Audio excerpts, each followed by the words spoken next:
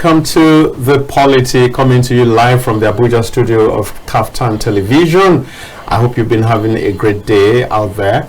My day has been great too, and just in case your day has been a bit not quite what you expected, I can assure you that the happiness, the joy in the studio is infectious and will get to you in a short while. I can assure you that by the time you interact with the information, with the enlightenment, with the education that you're going to get, and also maybe some little bits of humor here and there, I'm sure that your day will brighten up. I'm sure that your spirit will be lifted. I'm sure that things will begin to connect well from now even until the end of the show, and then for the rest of the day. That's my desire for you, and I hope that you key into it even as you plug into Kaftan Television. Tell your neighbors it's happening here. This is the TV station in all of Africa. I mean, maybe very soon we'll go beyond Africa. Yeah. So now, my name is Dayo Omogun, and I'm glad to be here, like I said before. And today we will be talking about, for one reason or the other, the information is absent on the screen, but we do hope that in the course of the program we'll be able to make it up to you. Something's been done about that. But what are we talking about? We're talking about World Teachers Day, which happened yesterday, and the theme for this year has to do with recasting a teaching profession as a collaborative one, which is to say that it's expected that teaching has to have the support of several stakeholders for it to be effective. But we're looking at this part of it especially. Of course, we might touch on these other parts, but we're looking particularly at service on earth, reward in heaven. You know how they say. Yeah, I mean, okay. Let me just bring in my guests, since you already have a sense of the fact that they are here. So let me welcome Joe Matiki. He's a teacher, and a public affairs analyst. You're welcome, Joe. Thank you for having me. Right, and Doc, been quite some time. You went on away without official leave. That's what they call it in the army. Good to have you, Doctor. It's a pleasure having you. Dr. Suleiman Abdullah is a security consultant. He's a man of many parts. Maybe I could even add politician and everything. But again, I do know that he's a fantastic public affairs analyst. So you're welcome, Doctor. Thank you very much. Good to have you once again. So we're talking about World Teachers Day. First of all, the theme of this year says recasting the profession as a collaborative one. So that is to say that teaching can't really exist on its own. For it to be effective, for it to achieve the mark of excellence, there are several parts, and I think that I'm particularly interested in the fact that parents have a real big part to play. You have a situation today where parents are a lot very hostile to teachers. You find situations where, for example, a child is disciplined and parents go to the school to embarrass the teacher. I do not think that these kind of things bode well for the education sector. If we're serious about education, then we must agree that certain things are given. Certain things must be constant. Certain things must be drummed into every participant, everybody, every stakeholder in the sector, that these are norms, these are standards, these are things that you cannot do, except where something has been overdone, except where something has been has become unreasonable. If the disciplinary action, for example, becomes unreasonable, we can understand that. So I think, and I'm going to be asking you, what are some of those agents or stakeholders that are very critical to the education sector, to the teaching profession, making it effective? I'll come to the teacher himself. You're also a lecturer. Yeah. You used to be a lecturer. Yeah. Or you used to be. Still a lecturer. So you understand it well. Yeah. Thank you very much, Mr. Dayo. It is quite interesting and very interesting topic to be discussed, and this topic is not just within the studio, it's a national issue that really is affecting everybody, every home, every member of the family, and all institutions. I will take it from my own experience of recently about collaboration, and one of the most important organ of education that is to affect the teachers, their performance, their skills, and their output generally. That is, if you don't have the instrument of teaching, then how could you be a professional teacher? Because all educational system within each nation and across borders have a particular curricula. They work as a working instrument. I was privileged to be a coordinator of a very standard and international institution that was open of recent, and the proprietor said, look, Dr. Suleiman, you need to help me get the national curriculum. And to be surprisingly, I went to Federal Ministry of Education. None of the department can give me a copy of national curriculum. They refer me to UBA, Universal Basic Education, FCT. From there, from there they directed me to another agency. One agency, they said, look, I have to go to SHEDA, NERDC. Yeah, NERDC. Yeah. And I spoke with the director, one of the directors. You know what happened? He said, for you, I have gotten I said, look, I need at least, let's say, copies of this curriculum. He said there are much because each subject has a detailed curriculum is on its own. Okay. Then from primary 1 to SS3, I will get complete copy of I think 3 or 6 of each copies at the cost of 1,480,200 naira. But now tell me, this is a national institution. I'm on the camera. You understand now? Yes. I have so you know what you're saying. What I'm saying. You're serious. I'm serious about it. Yes. So if it will cost my institution, as a coordinator of that institution, you understand now, at the cost of roughly 1.5 million, roughly 1.5 billion, then now tell me how many schools will be able to afford those national curricula to compete with each school outside what? Federal Capital Territory, urban city like Port Harcourt and Lagos.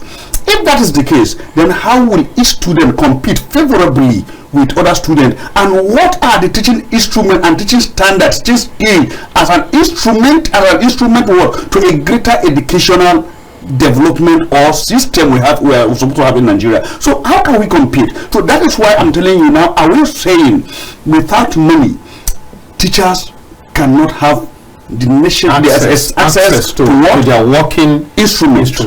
You know, just before this is what we are saying, that look, national curriculum, it should be at the tip of every home should have it, every teacher should have it, every school should have access to it. So I'm telling you, look, it should not be a kind of revenue generation thing. And I'm telling you, people are not even aware of it because the state have their own curriculum within their system, within the community.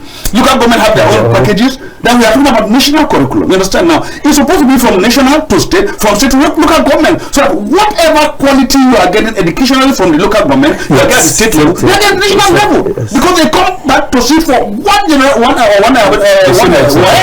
and jump. So what are we saying? And the same thing is, they go to the same institution, universities, and the university curriculum are still the same. Coordinated by who? National University Commission. And the most annoying thing that, look, Federal Ministry of Education don't have the national curriculum. Then where do you get it? Their Ministry of Education does not have national curriculum. Even their library don't have a copy. It takes me a whole day.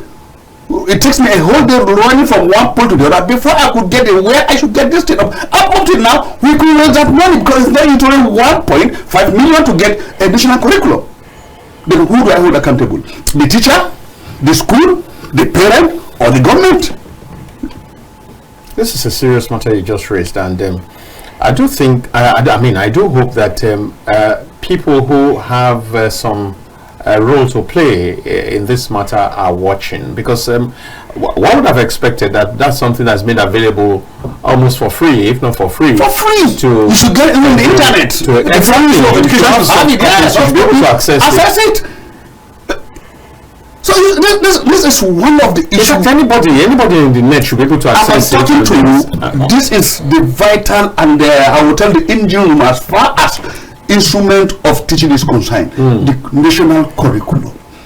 And yet it is not there within the system has no access to it. I'm telling you, go to Federal Ministry of Education, tell them who department can I get within the ministry now, can I get national curriculum. How recently was this? Last month.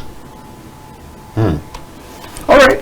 Now, you can see how passionate Doctor is about it. Now, just before we came on set, I recall that you were talking about something of that nature too. Yes.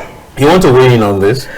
Yes. The truth of the matter is that teaching is a noble profession, and we all agree to it that teaching is very, very cumbersome, especially when the other stakeholders are not coming together to actually make it to work. Just like Doctor has said, it has been that difficult.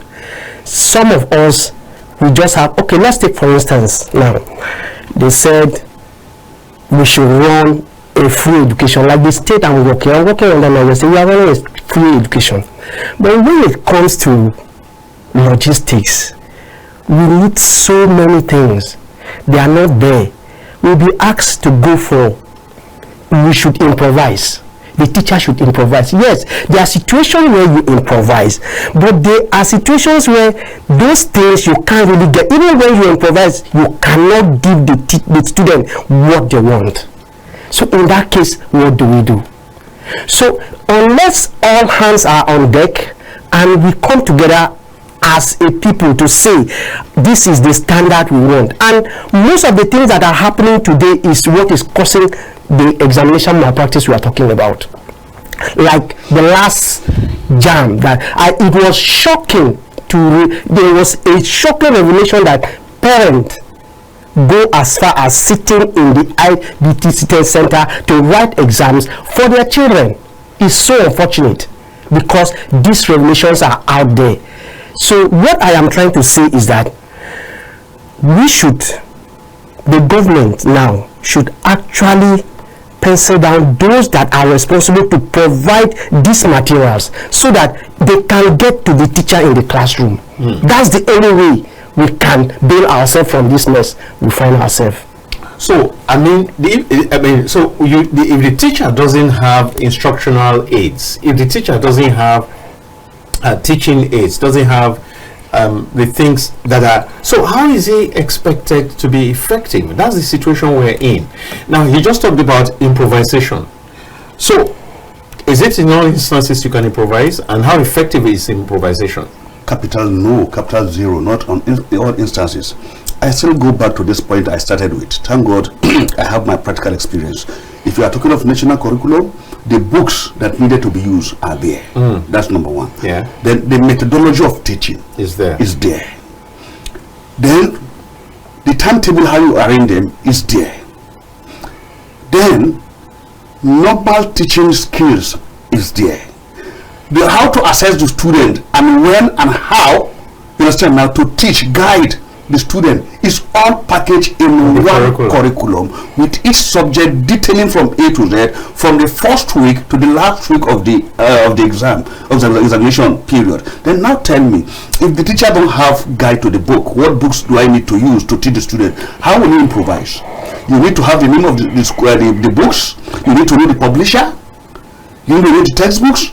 You understand now? Then you need to know which institutions are guiding you from one aspect of it to the other. Then how do you go about it? Because it is a core instrumental book. It is a holy book to the education system as far as I'm concerned, because it guides the teacher, it guides the school proprietor, it guides the school administrator from A to Z, and it is this instrument that the school, the external body we use, all these in collaborative agencies we use to assess your school, the performance of the student. So now tell me, if you don't have this, how would the teacher improvise? Now, last time I was in my village, I had a meeting with the staff teaching with all the teachers and the principal and the vice principal. I said, look, you have to improvise. Go on net, you can read. Then the problem I asked myself, Suleiman, how will they go to internet and learn what they don't know? You must have a principle guideline that, look, it tells them you move from A to B, from B to C. You move from the known to the unknown. But now, will they just enter and start taking over an national and curriculum what to teach the student? Because first thing you tell the student, look, you use your weekend to access the latest teaching aid, the latest methodology in teaching. Then if you have accessed it and you don't have the practical instrument to practicalize it before the student, then how do you get results? So all there is nothing like improvise here. Look, about teaching, I'm a teacher, and I said one thing, Mr. Dayo. I would like to die as a teacher. Just before we talk about dying as a teacher, let's hold on. Let's go on a break briefly, and then when we get back, you tell us more about dying as a teacher. Thank you. Welcome back. You're still on to the polity, and it's coming to you from Kaftan Television, from the Abuja studio. And it's been passion on display right here, even as Doctor, one of my guests here, Dr. Suleiman Abdullah, says he would love to die as a teacher. You know, teachers have a very resilient spirit in spite of whatever daunting challenges that they face. I can say that clearly because my father was a teacher, my mother was a teacher, both of them late now, and I know the kind of spirit, the kind of indefatigable spirit that teachers carry. I mean, if you look at look around them, things may not be rosy, but they want to ensure that the work is done. But Doctor is saying there's a level to which, and Joe here is saying are saying that there's a level to which you can improvise. There are areas where improvisation cannot come up. And you were talking about, you're ready to die as a teacher. Tell us about it. Tell the world. You see, Mr. Dayo, there is one good thing about being a teacher. Look, when we are before the student, you feel like a king. You understand now? You give instruments, you look at their facial reaction. You understand now? You look at their body language, and you look at their mental contribution to what you are saying. It gives you joy because their response sometimes it opens more knowledge horizon for you to look at the way they think, the way they are being, furnished with knowledge, and the way they are being guided psychologically and sociologically by their parents, add to your own knowledge as a teacher. You understand now? It is just like a mirror, you mirror yourself. After going all through the process of training, being a teacher, you come back to the classroom for practical assessment of yourself, and that tells you who you are. That is number one. I will tell you, Mr. Dayo, you see, we have three institutions that shaping the society. The educational institution, whoever and whatever you are today, you are a product of one institution or the other. By the teacher at primary school, secondary, university. Number one. Number two, the judiciary tells you are wrong or you are correct. You understand now? Then the last one that shaping society is the media. The media tells the society you are correct or you are not correct. These are the three institutions that shape our society. So the fundamental issue and the engine room of all this, I will tell you, is the educational sector. Definitely. And now tell me, who are the main pillars of the educational sector? It's the teachers. And the teachers. That's why I'll tell you, look, it's this one thing that gives me joy. Look, when I stand before nursery student people and I see them marching, it gives me joy. I march with them together in the assembly in the morning. Understand now? It takes away all what you think is what gives you stress. It takes away and it reflects you back to those days when you are also small. You are small. Right. The memory is just very short. You recall it back and it makes you happy. It gives you joy. Now let me tell you, when you see your student become somebody in life, and one day or somewhere around the corner in the society he ran up to you and said, look, good evening, good morning, sir, good afternoon, sir. I said, look, I look up to him. Who is this big guy? Who is this big boy? He said, look, I'm once your student.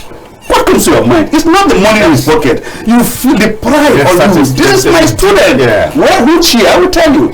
Let me tell you. I visited a retired general in his house for one issue or the other that have to do with my society, down to the village.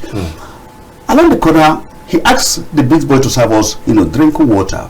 When he came, the boy first knelt down. He gave me the water with tumbler to take my water. You know what he said? He said, sir, are you so person? I say, yes, good. Oh, so you are my lecturer in the university. Oh, you graduated, sir. He knelt down and greeted me. You understand? He greeted me again twice. And he reported to his father. Let me open to him. When I was sleeping, the father said, look, give your teacher 50,000 K. So now the father have recognized my impact in the life of his child. The father is appreciating me now, not even the son. Right. You understand now? Right. This is the pride, this is the joy of a teacher. I tell you, I would like to be a teacher. Let me tell you one thing. The good thing about the society you said today is all about teacher. In the hereafter, the teachers have in the kingdom of God, they have their position special. Really? Yes. Okay. You in the I don't know because that's one thing that we have been using these teachers to just add to what the doctor has said. Yeah. The truth is that yes, it is very interesting to be a teacher because wherever you go, there is this thing. There is this way the society look at the teacher. I will start from when I was even in school. We were reading education. I'm reading education, my thought. But when the lecturer comes in and say, who wants to be a teacher? Nobody wants to identify himself as being a teacher. In fact, that is because the way the society look at a teacher. When I was growing up as a primary school, let me just start from there. We used to have what is called teacher's quarter. Yes. Where teachers live, and that place is built. They live there for free. But today you don't have such. So it is that when you choose to be a teacher, that means you have chosen to suffer. That is what Nigeria tells us. But going outside this country, teachers are respected, well paid, and beside that, look, even though, just like you said that I would die a teacher. Likewise, I have that impression. Something happened. I have a little bike. I rode a bike one day and I was sorry. Even as they are bad, you will think that these students, they are disrespectful, but a situation will just come in. Sometimes that you really appreciate that these are my people. I was there when I got there. The vulcanizer says, your tube is bad. Get another one. Let me change it for you. I went to get it. Before I came back, he had started working on the other one. So when I came back, the man quickly left that one and came back to my own. Those boys that brought that other bike that he was holding before I came in started insulting him. They say he must not touch my bike until he finishes. The organizer says, this man came before you people. He only went to get this tube, and besides, his whole job is just very easy. They said he should not say anything. I said, I came before you. The other one came and did like this shaggy. I said, what? I just stood down. I saw two boys from nowhere. They started disciplining these guys, beat them up, took their bike away from or they said, when people came, I was surprised. I was shocked. I said, what happened? What is happening? When they came, they asked them what is happening. They said, that man, we were here. We saw when he started insulting him without any provocation. Right. That is our teacher, and we cannot allow anybody to humiliate him. That was how everybody started laughing. I just took my bike. So what I'm trying to say in essence is that when you think that there is no help can just come from anywhere because you are a teacher. Because of the seed that sown. Yes. All right. So let's make a little more progress now. You just talked about something, and that's also a major part of what we intend to look at. So we're saying, do you walk on earth to go and receive your pay in heaven? And like they say that the reward of the teacher is in heaven. I think that is a little bit, although it's used most times on the lighter side, but we all know that everybody who serves here wants to also get rewarded here, because this is, if our understanding is correct, you don't need any of those material things in the hereafter. So now let me ask, averagely, do you think that teachers are being properly taken care of in terms of compensation, in terms of salaries and maybe allowances and other benefits? Mr. Dyer, let me tell you, they are being neglected. teachers are not respected. But is that not the cry of everybody around the nation? It's the same thing, isn't it? Then we have Federal Ministry of Education. What are you doing with it? We have the Senator. This is the democratic system we are operating. When last did we hear any of the senators or House of Rep member at national or state level talking about appreciating what? Teachers.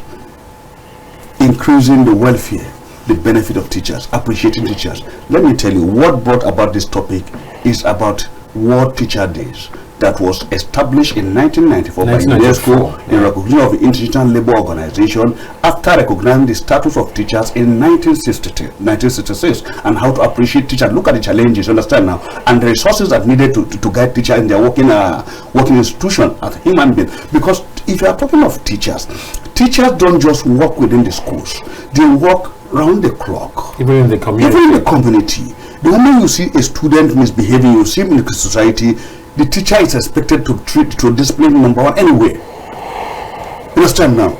Let me tell you, if you are looking at teacher is the electricity that lightens the entire social and sociological and the philosophical thought of a student within and outside the school. The teachers sometimes get report of their student in their houses. Parents go to report student before in their houses. True. This child is misbehaving. Why is it not like that now? Because teachers are not well paid, are not recognized today. So they throw away the tradition and the real culture of being a teacher to the society. But just before you make progress, has it not always been there? It has always been believed that teachers were never really well paid. Mr. That is not like that. Before 1960, the pride of the nation are teachers. If you look at Wole Soyinka started his career as a teacher. Chinua Achebe started his career as a teacher. Great men of this society start as a teacher. If you think of the Sadaunas, the Awolowos, the Azikwe, they started teaching immediately after their secondary schools. They go back to teach. Immediately after your secondary school, the next year you see people, students going back to their primary school to guide others to come up with better education. True. But why is it that even after NYSC student, graduate don't like to go back to school to teach in the school they graduated from? Why? It's because they are not being well taken care of. Let me tell you, the problem is not just from the society. I said it. Let's look at it holistically. What is the Federal Ministry of Education doing about the welfare of teachers at national, at state and local government level? Do they have a working document that regularizes or tells you how teachers should be paid at national level, at state level, at local government level, the minimum wage? Who is in charge of universities at state level? Who could lead the affairs, and what is their take-home pay at national level? Then let's look at teachers. If you hand over everything that have to do with teachers at local government level to the chairman, you understand now, what are the working document policy as regards teacher take-home pay and their welfare from the Federal Ministry of Education to the local government? Who pays the local government their monthly subvention? It's from the federal government. The federal government should have input educationally on the welfare of the teachers. That is it. Because if you go to local government, most of those that get money from the local government are teachers. That's why you have a lot of LEAs, local educational schools, authorities. You have the schools, and the junk of payment goes to the teachers. Then what are we saying? That shows if you want an equitable, maximum, let's say average equitable distribution of what? Of national income, you have to look at teachers' welfare. At the state, you look at it, 60% of what? Of packages go to teachers. At local government, even at the federal government, 60%. Yes, 60% go to Federal Ministry of Education. You have more agencies under Federal Ministry of Education than any other institutions. Let me tell you, you look at JAMB. JAMB are going on CBT. Let me digress. WAEC on CBT, computer-based test exams. The same thing NECO. Now, what are the process of registering, of getting these computers on ground? My school, please allow me to mention the name, Madinatu Irfan Academy in a local government. Sorry for advice. Sorry, please. We'll make it okay, just $1 million. Okay, sir. After all, you have to buy national curricula for 1.5 million. Yeah, I mean it. You know what happened? We spent over 10 million naira to have a CBT center, over 10 million. Just to buy the computers, alone we spend over 20 million to buy the computer. Well, you're going to recover. You need over 250,000 naira computers and 250 units. Units, you understand now? Yeah. So now the networking and everything costs us more than 10 million naira. Altogether, we are talking close to 50 million naira. You understand? 50 million naira. Right. How many schools can afford it? That's the truth. That's a challenge. Yeah. You understand? That's a challenge, right? Then now, look at the cost of education. Then now, the cost of examination, the cost of what's going to high institution. This is just the bridge between secondary and high institution. You understand now? Even when we call JAM to come and see it, JAM will tell you they have their timetable. Why will tell you we have our time for inspection? Not immediately when you finish, somebody will put you through. No, we are now focusing based on your level of what? Of progress. No, they will tell you they have their timetable. So if you couldn't work with their timetable, you are not there.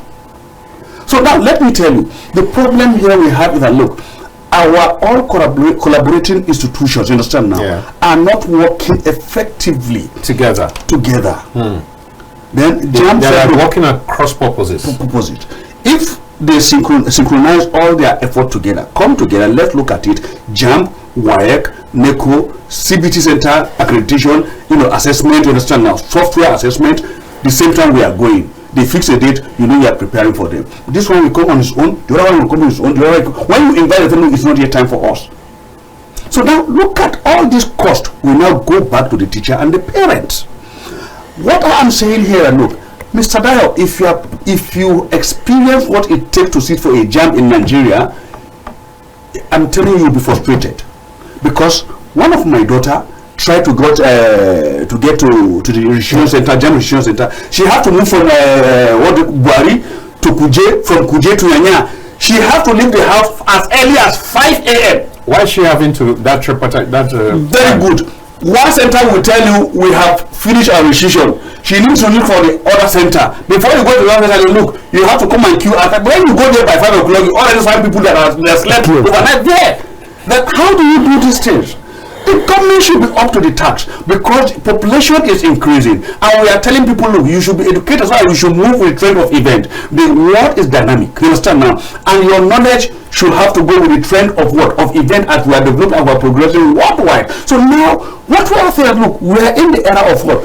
Computerization. Everything is being computerized. Even the human system is being computerized today, you understand now? So let's look at it from that aspect. Whatever we are doing, we should be able to computerize it, unless we do the trend of event academically, and let's respect our teachers. Unless we give them what they deserve, we cannot get the best out of them, because we are talking of corruption in all the system. The most corrupted system today, I will tell you, is the teacher sector. Really?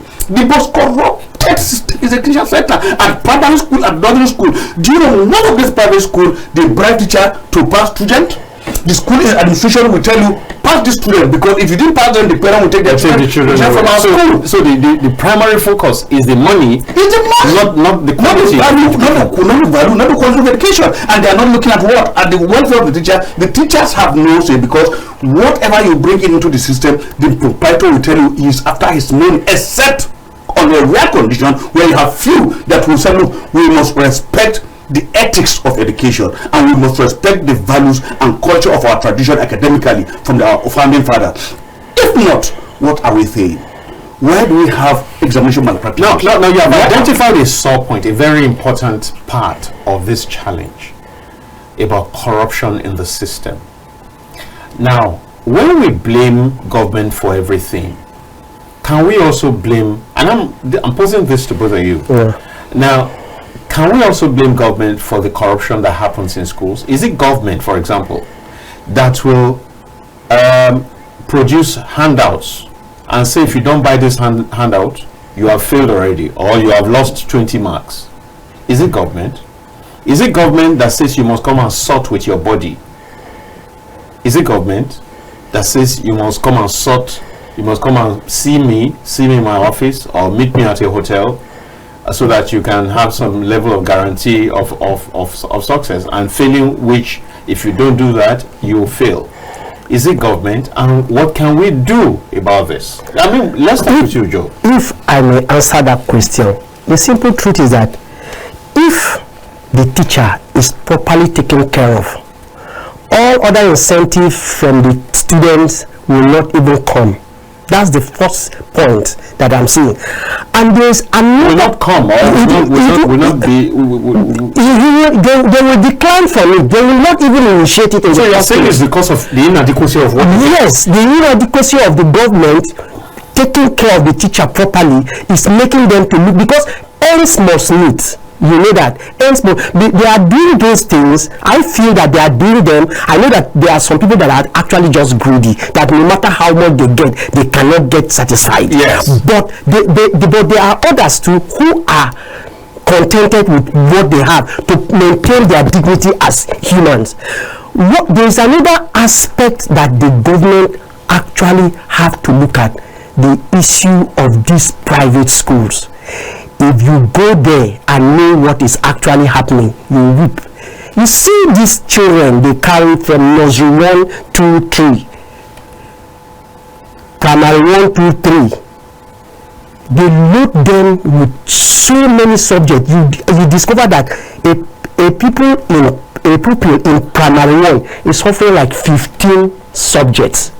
How does that kind of student assimilate? They keep them from Is that a problem of the private school or the public school? Private school. Right. They keep them from 8 o'clock to 4 o'clock. What are they actually teaching them? Because I know that the moment you teach a student for 2, 3, 4 hours, the brain is saturated. The person needs to rest. They will keep them from 8 o'clock till 4 o'clock. But let me come in quickly here, because I think I have an understanding of why some of those things happen.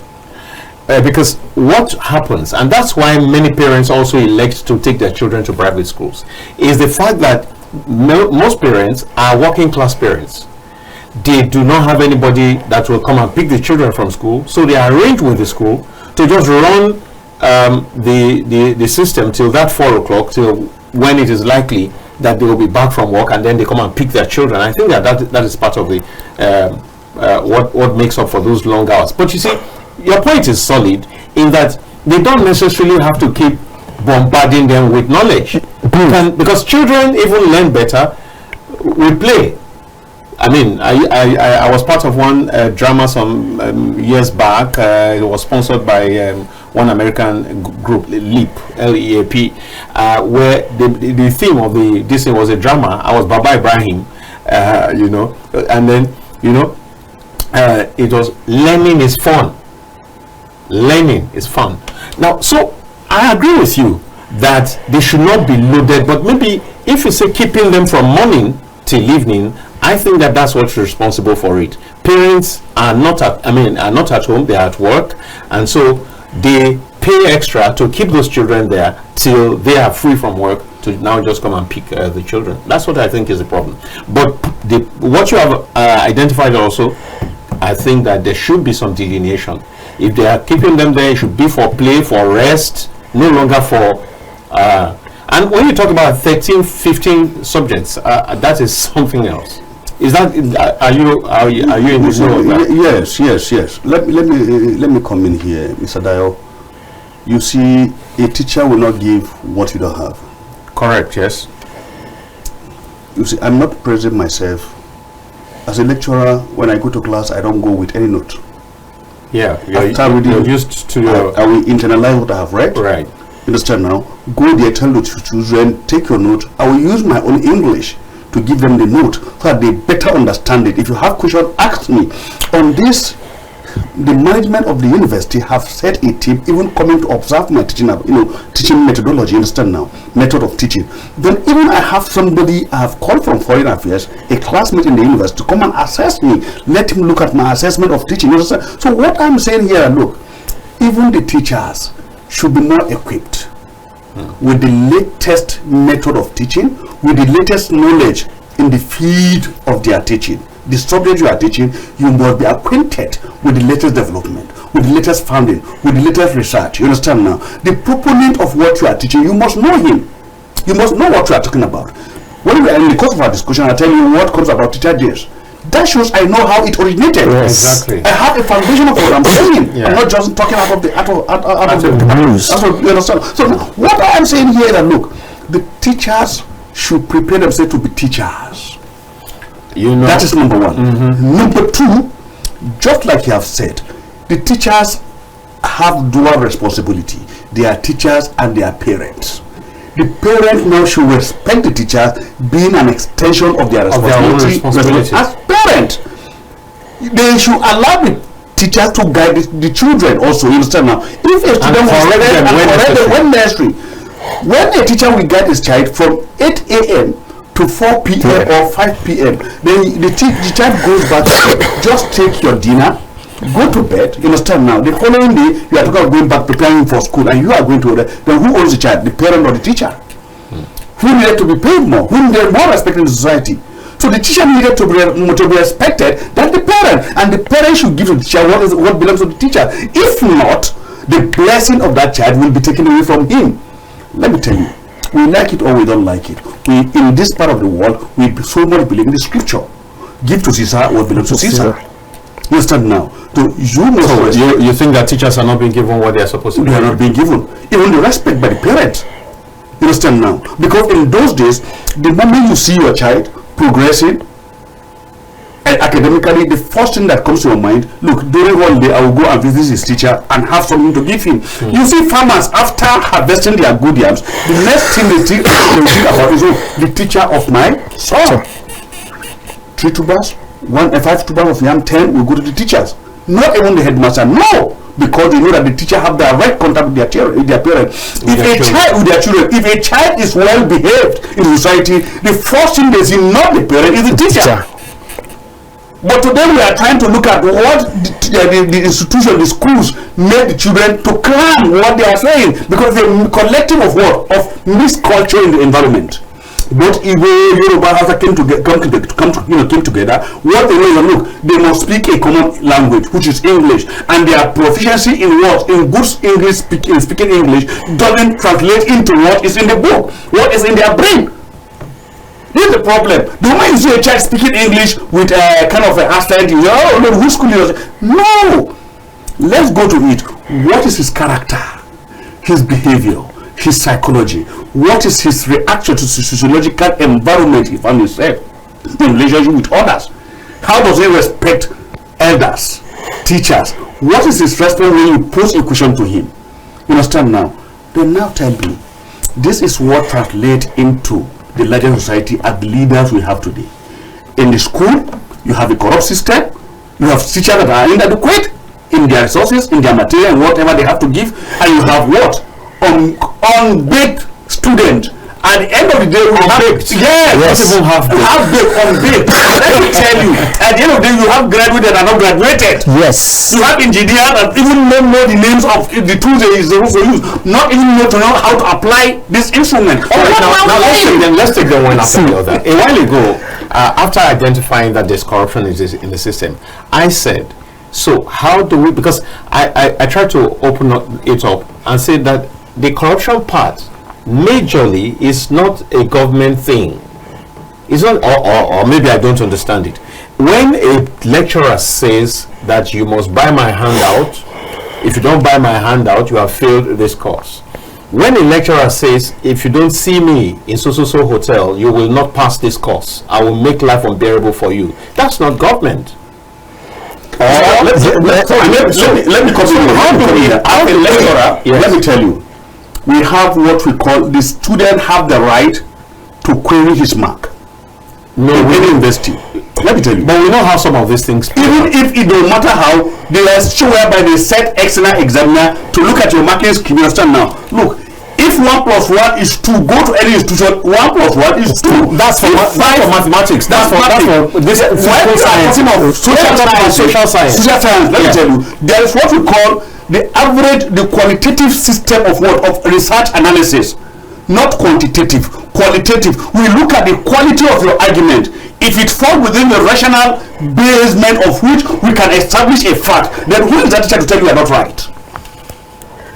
Because if averagely you sound and what you are arguing for is correct, and we stand to bring 5 external examiner and 3 said you are correct, then how could the 2 justify that you are not correct?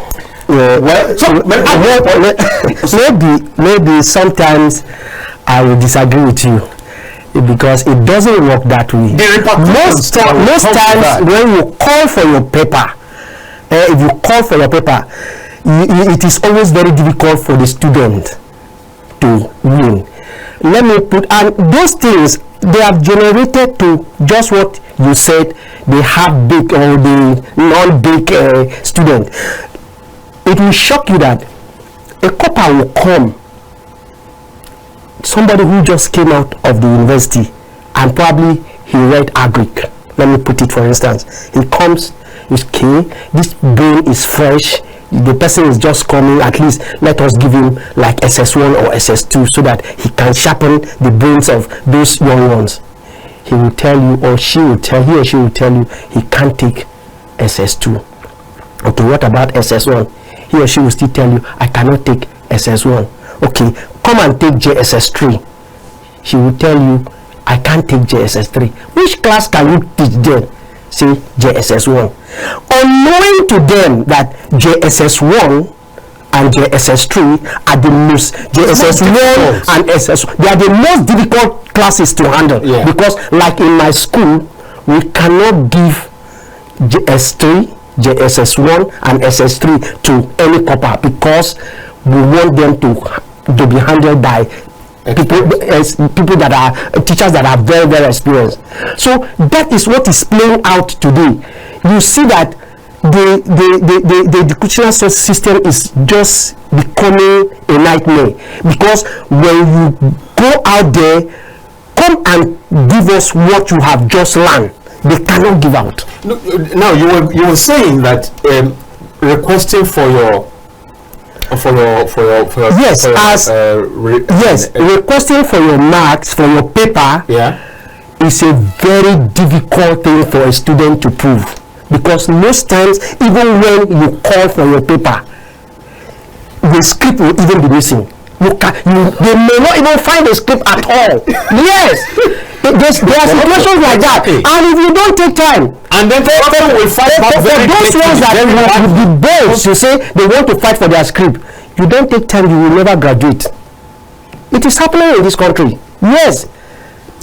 So these are some of the, whereas what you have said is what it ought to be on the face of it, on paper, but the practice is that if you try it, so many things will be put in your path that you may get frustrated, you may leave the school by yourself. If you are not even careful, you can be thrown up for anything. Exactly. What are the solutions to this? Exactly. So that's where we need to go. That's where we need to go. I once challenged the performance of the former Minister of Education, that is Adamu when he was the Minister of Education, because he's a veteran, journalist, and he writes mostly for Daily Trust then. And I said, Adamu, I could recall one of his writing. He said he has a book that is about 100, volumes, and somebody have collected one volume from him. If I have not returned it, he will, please, whoever collected that volume should please return it to him. So a veteran and a most furnished, one of the most furnished product we have in Nigeria, academically, I will tell you it's Adamu. But I was surprised, and I queried his system of ministerialship when he was the Minister of Education. You have criticized almost every government, yes, and every sector of the government. Now you are being saddled with just a Minister of Education. The same problem remains there. Then I asked Adamu in one of my outings, I said, look, what is your problem? The problem the institutions have so much criticized. Now you have the opportunity to make things happen around. Now you to the same way you have criticized. You just sit down in one corner of your office, taking tea or biscuit or your normal meal, and you just be treating files. What we are not getting today is, look, those in the educational sector are not to work in the office. They are to be in the field. As a Minister of Education, within the last 1 year, how many universities have you visited? Practical seeing. You have to assess your teachers, lecturers in the university. Go to federal institutions. Go and look at their toilets. What is happening? Look at their meal. You understand now? Just go unexpected visiting. Look at all these institutions. This is why we are Minister of Education. You are not just Minister of Education, look at the ministry. No, look at those universities. Don't go with NUC. The NUC will leak the secret. The minister is coming to full university. No, go on your own. You understand now? Have what we call field assessment. The impact. What is not there? What needed to be done? Get information direct from the sources. Ask the teachers. Question them. What do you need? What are you lacking? How do we improve? Not you working on just on file. Come back, write your report, tell your parents, this is what I have assessed. What do you have from your file? Let's look at them together. Form a committee. Then look at how do you come with what? With addressing irregularity and outdated policy. This is one of the important of Teachers' Day as we are discussing today. Look at the challenges of teachers. How do we appreciate them? How do we improve? How do we address those challenges? Now, it will have to start with the Ministry of Education. Then give responsibility to head of processors and agency under your ministry. And how do you assess them? Go back. Take an unexpected visitation to all this ministry. Look at what they are doing. Go there. To all the institutions. All the institutions. You don't need to sit down. When last did Minister of Education visit JAM office? You understand now? When have we called the registrar of JAM? Come. What do you have? What is the problem? What are your challenges? Are you saying, Doctor, that without those physical visitations, are you saying that they do not have an idea of what the problems are? If you are waiting for every individual to write a report, we know the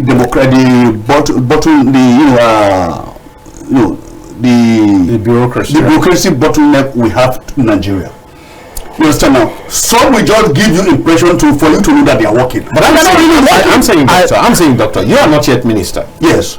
And you know this much. Yes. And you have one or two solutions that you can proffer. Yes. So I'm saying, do you really need to? I mean, how many universities do we have in Nigeria today? 100, over 100. Over 100. Good. Last 2 days, University NUC listed about 58 fake universities existing in Nigeria. Yeah, of course, those are not in the number we're talking about. But I'm saying, how many universities would you visit to be able to draw your conclusions? I'm saying, even without those visitations, is it not possible for the minister to be able to take a look at some of the things and begin to ask questions and begin to dig deeper until the right, a clear picture of the situation is provided and solutions are. The minister cannot work in a vacuum, and the minister cannot work with statistics before statistics. Yes, you need to work. Take a random sampling. Northeast, northwest, north central, south, southeast, southwest. Go to both. Let's go into it a little bit further. When the minister visits, how long does he stay? Look, how much can he see? It depends areas you wanted to get information from. Specifically, I want to look at library. Now, I want to look at the usage of library. The minister can just walk to a university and look, I want to see you in that library. At that particular time, look at how many students are making use of in the library. You understand now? There is the card that they borrowed within the last 1 month. Yes. Tell librarian, let me look at it. We are there for just library, usage of library. The next university, you go to classes. Who is to take this lecture? Let me go to, I'm used to, from social science. For example, I'll take mass communication. I'll just go to mass communication department. This is 3 o'clock. What class? Let me go to what class? Which class? Text now, this class now, topic. Then who is lecturer? I want to be in the class. I can even be in the class listening to the lecturer. Yes. Within the next 10 minutes. You understand now? There are some courses you take yourself. Because the lecturer is not expecting you. He's not expecting you. He cannot perform anything miracle. You understand now? He cannot play around the gallery to say, look, he want to improvise or give what he don't want. Immediately you know what you want because you are there for a purpose. So you see, the same thing you put other head of agency on their toes to do the same thing, because next time you are telling the head of an agency, give me a report on your practical experience on your institution you have visited. That is it. And from here you make up you come up with all right.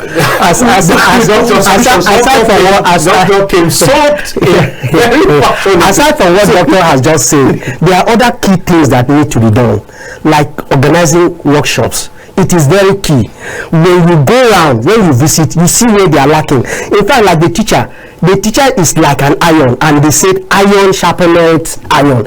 He needs to go and refresh and sharpen up to come back to the classroom and give them what is the latest, because teaching as it is not static, it is dynamic. You have to continue to learn. It's just like a learning process. Learning process does not have any terminal. You continue to learn until the day you die. So what I am trying to say is that if they organize workshop, especially like vocational subjects, they knew like let me take my area for example, like agri. If there is new improved seeds in the market, they need to let them know that okay, they give this to various schools. You try this, or if they are improved animals that they need to grow, then they need to send them to schools, so that at the end of the day they will always have and they will be updated with what is happening in the system. I think that will go a long way to continuous training. Yes, workshops. Yeah. Right. And let me just tell my people that you can call in now. Now, just in case you've been following and you want to weigh in on this, please do call the line. The line is open now. 08029938365. 08029938365. That's the number. Please do call in. Let's take your own contribution also. And like I say all the time, if you're calling in, please do cut down the volume of your TV set and stay away from the television device. And as much as possible, I encourage you, please jot down the points you want to make so that you don't ramble, you don't waste any time, because the world is the one you're speaking with and they want to hear your wisdom, so you don't lose the opportunity. You can make the best of the opportunity. Now, so you were saying something. And one thing I have noticed in the educational sector is we are used to this cut and paste policy. Every minister would like to bring his own new policy just to say, look, he's working here, brought this policy, that policy. No. You can continue from where somebody's to. Let me tell you. We started with 5, 4, 6, 5, 4. That's 6 in primary school, then 5 years in secondary school, the university 4 years. That one has a look. Is 6, 3, 3, 4. Now tell me. Now it's 9, 3, 4. That is the latest last look. Bring one curriculum, merge it with the other, move this one up, you understand now, create. So it's the same thing in the final analysis. Why don't you leave the student to understand that, look, this is the method we are doing things. If because America moved from one stage of life to the other, then Nigeria will now go and copy. Have you moved from stage 1 that America moved to stage 2 before getting to stage 3? You are just moving from stage 1 to stage 4 because America have moved from stage 3 to stage 4. Then how do you bridge the gap? You see, this our mentality of copying and paste, because one minister just came, he said this, and you want to turn all our examination to what? To computer-based center, but NECO. How about those local schools that don't have access to computer system, computer training? How about your teachers that are not computer literate? Then how do we do it? How do we bridge the gap? For God's sake. Let me quickly come in here now. Is it still possible that you have teachers who are not computer literate? Of course, yes. Yes. Who are not computer literate. I'm not talking about being very proficient. Let me tell you. Yes, there are. Look, 60%, if not 65% of our teachers are not computer literate. No, shouldn't that be a part of the issue problem? Conditions for you to even come into Mr. Tayo, how much is the in this generation of a computer? No. I mean, I didn't have to acquire a computer before I learned to use the computer. You went for a training of a computer database. What do you call it? The use of computer from A to Z. Let me tell you, if you don't paid, we all paid. What's this? Increase business center. Yes. Is that not correct? It's true. So we paid. You paid, and you paid to learn because you knew that's where the world was shifting. Yes, but you need to practice. Practice make perfect. Correct. But I'm not talking the very basics. That's what we just answered. That there are people who are completely computer illiteracy.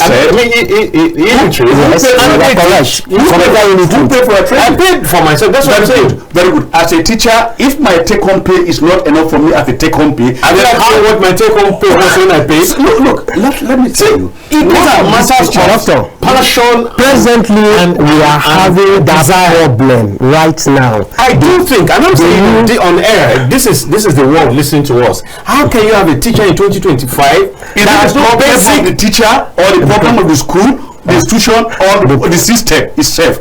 Then if you are saying, the problem of policy is the problem of government. How can you put people who don't have basic computer skills? Basic, I'm not talking about proficiency or whatever.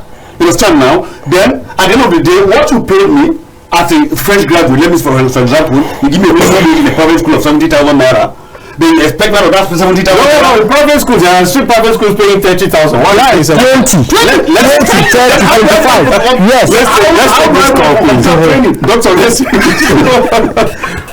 Hello. Hello, good afternoon. Ogadayo. Mohammed calling from Medjugorje. Can you hear me now? Clearly. I'm really interested in this conversation. All right. First of all, what this my guy is saying is the truth. The problem is that if you measure the situation of Abuja and Lagos and other parts of Nigeria, you will think everything is going well. But if you go outside, you discover that it is not all that is being said on media or the sort of page of newspaper that actually truth. Actually, that is it. But my reason of calling now is that this issue of teachers' reward in the heaven really should be put on hold. Let teachers reward be given here on earth. All right. So that is something. I have an uncle that was a teacher. He's still alive until recently. Baba Gana's room pay all their outstanding gratuity. That Baba was crying. I call him Uncle Teacher. That's what the name we have been calling him. And Dalibano, he said that boy is still alive to collect his retirement benefit. So this is one of the things that we are saying. But he never stopped. After retirement, he was called as consultant to primary schools and so on and so on. That boy is still alive. He's still feeling himself as a teacher. So teaching and teaching is something that is imbued in some people's mind, no matter how the condition. But that is not the best. We should promote them and uphold them so that we will look at them as a glorious somebody and something for emulation, not to downgrade them completely. If teachers' reward is in heaven, let the members of National Assembly reward also should be in heaven. So I guess we should know what it is. All right, Mohammed. So in the issue of teachers' welfare, here, Babagana Zulum try by building teachers' quarters. Honestly, that teacher's quarters has made us to feel proud. So he himself was a teacher. So in fact, he is a teacher. So that is, if you do that, it's not a surprise to him.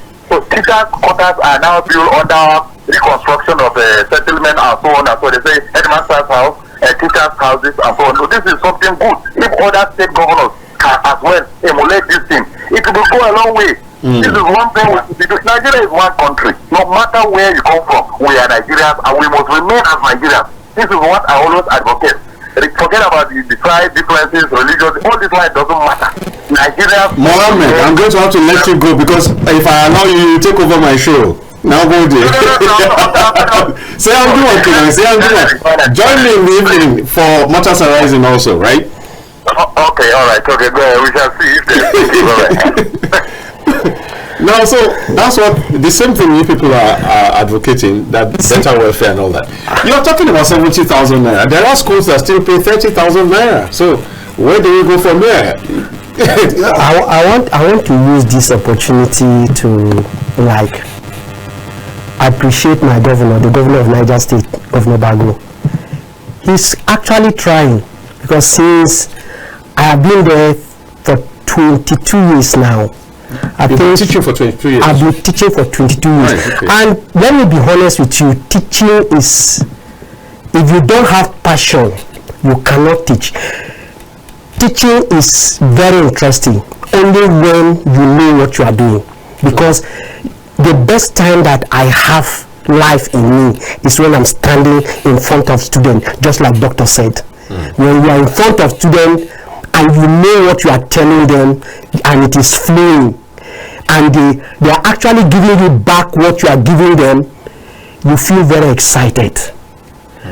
But The truth is that in Nigeria, the way a teacher is being looked upon is so bad, in the sense that people forget that before you become anything in this life, I agree. whether a medical doctor, whether a lawyer, whether a pilot, whatever thing we think that is what is befitting, it is a teacher that was standing in front of that man or woman to become whatever he or she has become. So that notion, people should keep it down. And that is why wherever I am, I don't allow people to look down on me. I'm always there to tell teachers. Yes, or teachers. I always there to tell you that, look, what you feel you do, you know. You don't know it more than I do.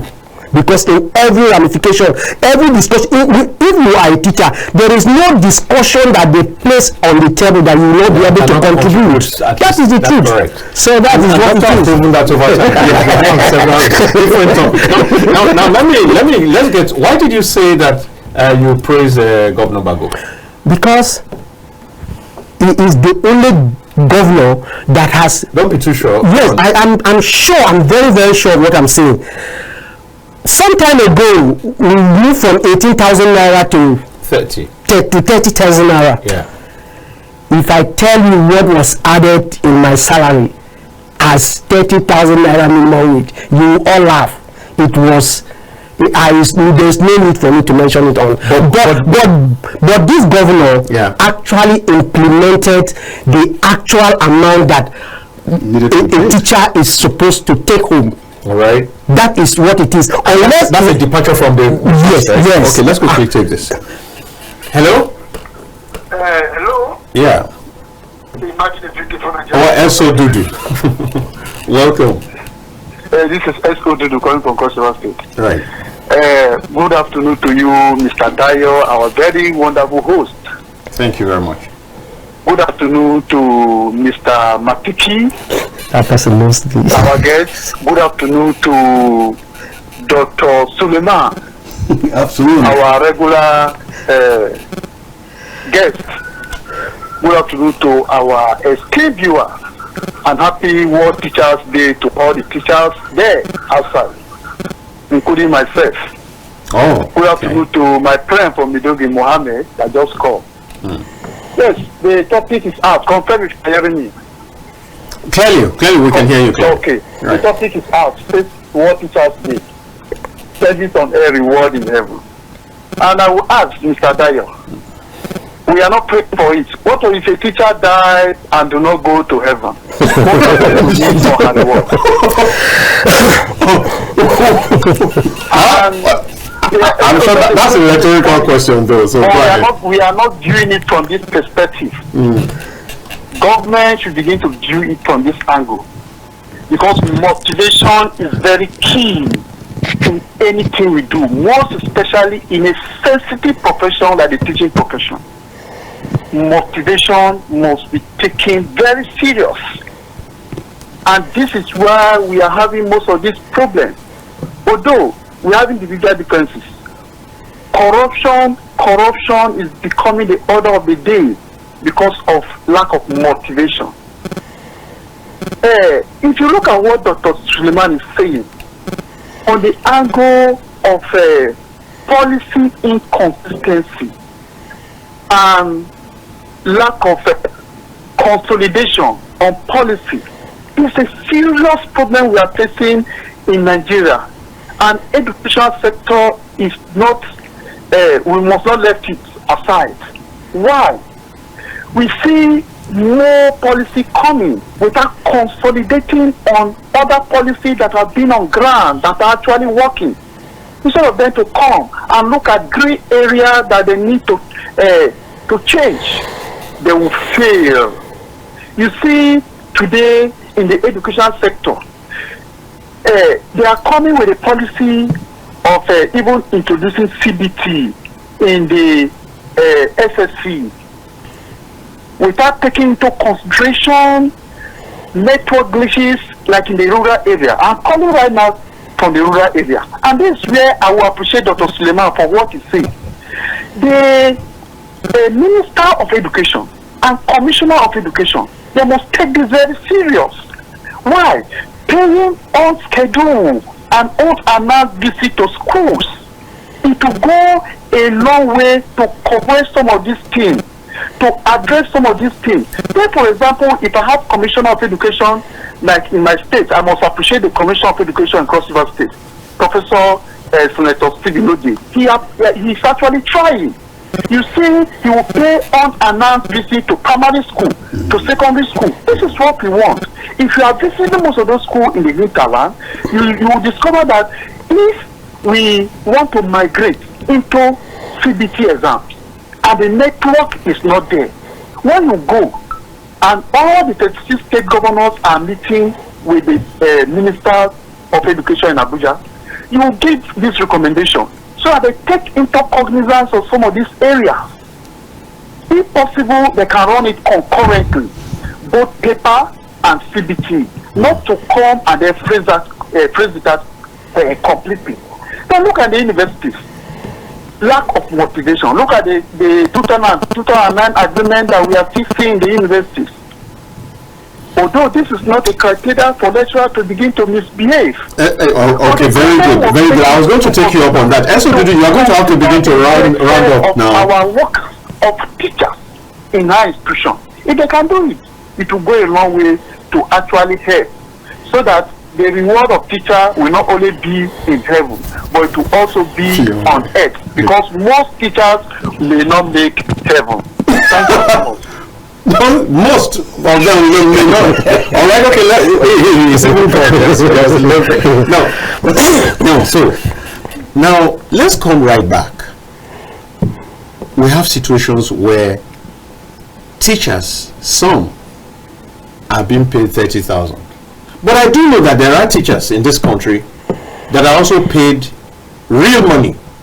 I know a few schools in town here where teachers are going home with 700,000 naira, some a million, some 300,000. There's a particular school I know, and I'm talking with facts.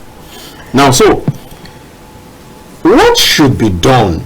Should there be a minimum wage for that sector, for example? Because I mean, we're talking about education. What you're giving here is supposed to be what you give here, and if the teacher is dissatisfied, if the teacher is unhappy, can he produce a fulfilled graduate? Can he produce a graduate that is rounded? Can he produce a graduate that is knowledgeable? So, I mean, what can we do about that? Last 2 months ago, I heard of a professor from ABU, Ahmad Bello in Zaria, complaining that, look, his take-home pay is not enough for him to cater for his family and his children in the university and other siblings around him. Yeah, but he has to I think we need to be careful with some of those. Those information. Because if you have a family of 20, even a family of 5, let's say 4. You understand now? If you don't stay in the quarters, you have to pay your rent. You understand now? Your water bill, your NEPA bill, transportation, feeding, and let's take it all. The cost of education, paying for school fees, those in secondary or university. You understand now? Then I also have a professor complaining. He has 4 graduates in his house without doing nothing, without anything to do, having nothing doing. So now let me tell you, Mr. Dio, look, if we want to be realistic, the educational sector is supposed to address a lot of issues in Nigeria. The educational sector, if you want to make it vibrant, it should address most of our challenges in what? On unemployment. Exactly, because I wanted you to land first, because I would have come, if you say that you have 4 graduates who have no jobs, what kind of course did they study? Yeah, look, I mean, what kind of condition did they study? If somebody comes out as a mechanical engineer or an electrical engineer who has never seen any equipment before, of course he's going to be jobless. But if you have read about a university to set up that have 800 students with 2,000 workers, then how do we do with that environment? You understand now? What is happening to our federal colleges in Nigeria? Of education. So look, that education, we have federal government colleges. That's correct. Yeah. So what is happening there? Look, all these graduates, if you can duplicate most of these federal colleges in 774 local government. That shows it will accommodate a lot of this unemployment issue. Then number two, look, how do we train the students? You understand now? Because now you are sending back the graduate to their locality. The issue of accommodation will be reduced. Feeding will be reduced. You understand? Transportation, to work from your school, from your house to your school, till there, and at the end of the day, you get your payment with the federal government minimum wage. You understand now? Payment policy. Then tell me, the local government will now be competing with such a school. At the same level, the private school in the locality will be competing with the government school. Then now we will now come with the best product, and we will look at what are the new policy in education, then what are the new findings as far as education is concerned with research. You look at all our institutions come with a lot of research every year. What happened with those research outcomes? Now you have read out a whole lot of issues. I'm asking, so in the immediate term, in the short term, what can be done to ensure that teachers don't have to wait till they die and go to heaven before they know whether they have some reward or not? What are the kind of packages I'm talking about?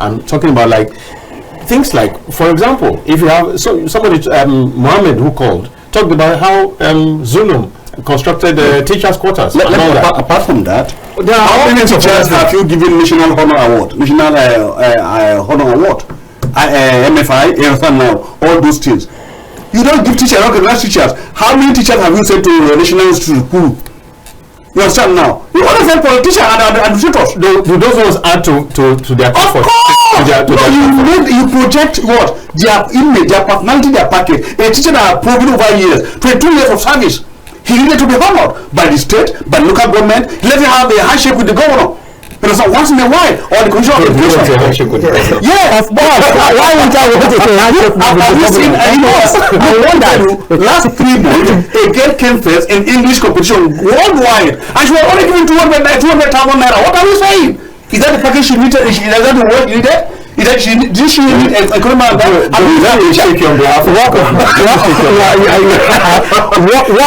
we actually need to move forward. One of the greatest challenge of a teacher is accommodation. Right. Yes. Transportation. Yes. Accommodation, transportation. These two. In fact, in the past government, if you look at my pay slip, you will not even see anything like this. They call it consolidated. But what is there to be consolidated? So, do you know before parents take their child to go and stay with teacher in their quarters? Yes, it was like that. Now you take your children. If you go to teacher's quarter, you see so many children that are living there. They are not teachers' children. They are parents that bring their children to stay there because they know that they are going to give them a better upbringing than they themselves can do. Just before I forget this, when we're talking about corruption, and you said, I think it was you, Joe. Yes. You said that it's because what they have is not enough. Yes. That's why they get tempted to go into those kind of things. Yes. Now, so when a lecturer asks a lady to bring her body, does that contribute to money? The truth is that is. I hope that you'll be direct in answering. Do you know that? Does that increases? Does that not further even deplete his resources?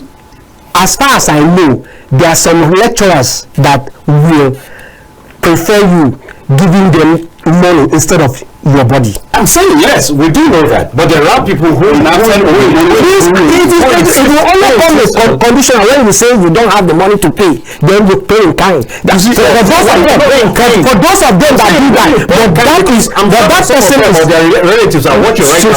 So when you pay in kind, it doesn't not further exacerbate his problem because he's going to pay for the hotel. The probably will buy drinks. The problem is that any teacher, any lecturer who does that is not actually a teacher. We need to he's not actually a teacher. Certain plane into the system. Exactly. You understand now? Let me tell you, what is there is that there is student and teacher relationship. Because let me quickly understand. You know, one unfortunate thing is that there are people, young women, young ladies, who don't even go to school, and they come out with better grades. Yes, better grades than people who really get their best. Yes. But it's sad, it messes up the entire system. That's why I'm telling you, those are not lecturers. Throughout my university system, you understand now, I don't even have money for a handout.